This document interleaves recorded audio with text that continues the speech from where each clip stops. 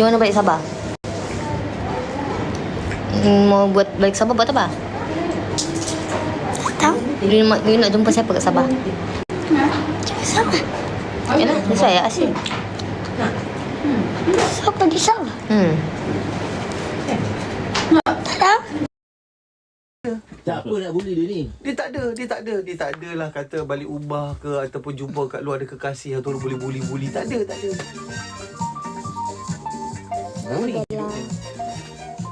Nama lama saja Azmi dan juga Radin serta Bella Astila. Power 5G tambah kelajuan tanpa batasan dan hiburan tanpa henti. Kongsikan data kita dengan Salcom Digi tanpa batas dicipta untuk era kita. 0395433355 kita ada Hisham. Oh Hisham. Saya Radin. Okey, alright. Awak nak suruh Bella nyanyi chorus ke? Awak nak duet dengan Bella? Awak nak apa? Duet lah kita. Duet lah. Cuba duet. Okey, lagu apa? Lagu apa?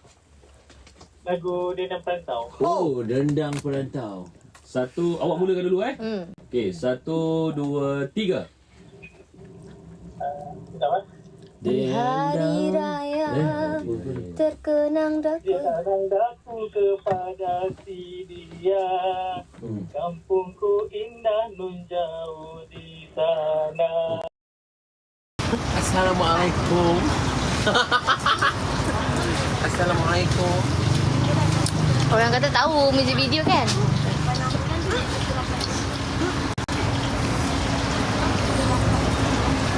Tinggalnya lupa kuali. Cari adik sendiri kan.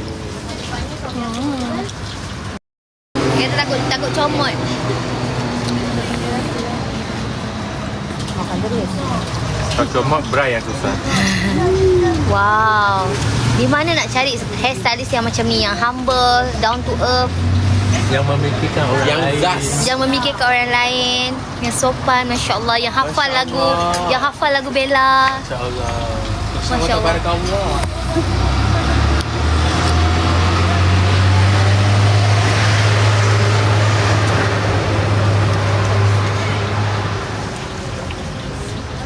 Laksana dia memang dah pedas. Lepas tu kita makan pula dengan cili, memanglah terasa lah. Bagus nak aunty. Aunty suka braai. Alhamdulillah. Alhamdulillah. Aunty suka braai. Stylish. Biasa tunjukkan orang baca alhamdulillah. Baca alhamdulillah. Alhamdulillah. Setuju? Sepatah dua kata. Kita makan. Dengan makan ni kita kena Tak, sopan. shoot yang paling sopan tadi. Alhamdulillah. Kamu mesti tak boleh kalah kekepanan supaya orang wanita tak benar betul. Lagi. Banyak-banyak sopan. Kita ada seorang wanita yang paling sopan. Nerafi. manusia.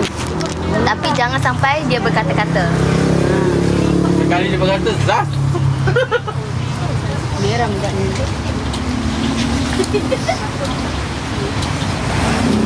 Baik kalau buat baju Bella cantik-cantik. Terima kasih.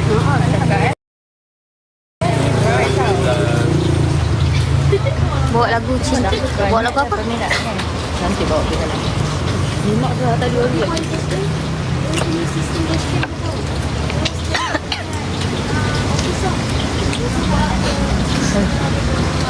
Mesem ni masa makan. Bella masih makan laksa ya. Lepas tu sampai saya jual laksa.